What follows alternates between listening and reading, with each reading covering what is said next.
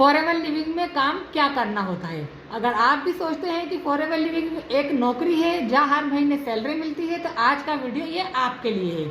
आज मैं आपको बिल्कुल आसान भाषा में बताऊंगी फॉरएवर लिविंग में असल में काम क्या करना होता है, पैसे कैसे कमाए जाते हैं और नए लोगों को शुरुआत कैसे करनी चाहिए। सबसे पहले एक बात साफ कर देना चाहती हूँ, फॉरएवर लिविंग कोई सरकारी नौकरी नहीं है, ना ही प्राइवेट जॉब है।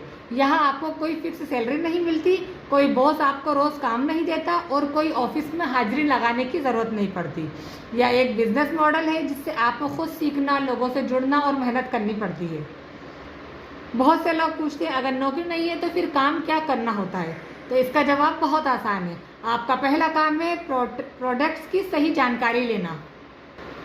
अगर आपको खुद नहीं पता होगा कि प्रोडक्ट क्या है, किसके लिए है, कैसे इस्तेमाल करते हो और आप किसी और को सही जानकारी कैसे देंगे, इसलिए शुरुआत हमेशा सीखने से होनी चाहिए।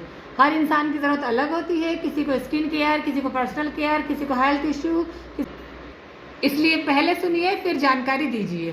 तीसरा काम है लोगों का भरोसा जीतना। अगर आप सिर्फ हर किसी से कहेंगे प्रोडक्ट खरीद लो, अभी ज्वाइन कर लो, ज़्यादातर लोग मना कर देंगे। लेकिन अगर आप पहले उनकी बात सुनेंगे, जानकारी देंगे और उनके सवालों का जवाब देंगे तो सामने वाले को ट्रस्ट होगा और वो आपको समझेगा। दोस्तों, यही फॉरएवर में सबसे महत्वपूर्ण काम होता है। फॉरएवर लिविंग में काम क्या करना होता है, तो दोस्तों अब हम बात करते हैं आखिर ज़्यादातर नए लोग फॉरएवर में सफल क्यों नहीं हो पाते। मैंने देखा है कि बहुत से लोग ज्वाइन करने के बाद पहले ही दिन सोच लेते हैं कि तुरंत कस्टमर आ जाए, तुरंत टीम बन जाए, कमाई शुरू हो जाए। लेकिन सच यह है कि किसी की बिजनेस से भरोसा बनाने में समय लगता है। अगर आप पहले ही दिन किसी से कहेंगे ज्वाइन कर लो, बहुत पैसे कमाओगे, तो ज़्यादातर लोग मना ही कर देंगे। क्यों? क्योंकि आजकल लोग पहले भरोसा करते हैं फिर खरीदते हैं। इसलिए फॉरएवर लिविंग में सबसे पहला काम अपनी पहचान बनाना है। तो दोस्तों अब बात करते हैं उस सवाल की जो लगभग हर नया व्यक्ति पूछता है, मुझे पहला कस्टमर कैसे मिलेगा। अगर आपके पास भी अभी तक एक भी कस्टमर नहीं आया है तो सबसे पहले निराश मत होइए। हर बिजनेस की शुरुआत धीरे धीरे होती है। सबसे पहली बात, कभी भी सिर्फ बेचने की कोशिश मत कीजिए। जब हम किसी से पहली बार में ही तुरंत कहने लगते हैं कि ये प्रोडक्ट खरीद लीजिए, तो सामने वाला अक्सर मना कर देता है। इसी जगह पहले बातचीत कीजिए, पूछिए कि उनकी ज़रूरत क्या है, उन्हें किस तरह की जानकारी चाहिए और फिर उसी के अनुसार जानकारी दीजिए। याद रखिए, अच्छा सेलर बनने से पहले अच्छा सुनने वाला बनना ज़रूरी है। दूसरी बात, अपने अनुभव और सीख साझा कीजिए। अगर आपके पास कोई प्रोडक्ट इस्तेमाल किया है तो अपना वास्तविक अनुभव बताइए। अगर आपने इस्तेमाल नहीं किया है तो ऐसा दावा मत कीजिए जो आपने खुद नहीं देखा। लोग ईमानदारी पर ज़्यादा भरोसा करते हैं। तीसरी बात, सोशल मीडिया का सही इस्तेमाल कीजिए। इसके बजाय ऐसी वीडियो बनाइए जिसमें लोगों को कुछ नया सीखने को मिले। जैसे हेल्दी आदतें पर बात करें, स्किन केयर की समस्याओं की देखभाल का टिप्स दें, बिजनेस से लगातार मेहनत करने की अहमियत बताइए, लोगों के आम सवालों के जवाब दीजिए। जब आपका कंटेंट लोगों के काम आएगा तो खुद आपको फॉलो करेंगे, आपसे सवाल पूछेंगे। हर व्यक्ति पे अपना पहला कस्टमर नहीं बनेगा और यही बिल्कुल सामान्य है। अगर 10 लोगों से 8 मना कर दिया तो इसका मतलब यह नहीं है कि आपका काम गलत है। बिजनेस में धैर्य रखना, सीखना और लगातार कोशिश करना ही ज़रूरी होता है। और सबसे आखिर में, अपना लक्ष्य सिर्फ प्रोडक्ट बेचना मत रखिए। अपना लक्ष्य रखिए हर दिन कम से कम एक व्यक्ति से सही जानकारी दें।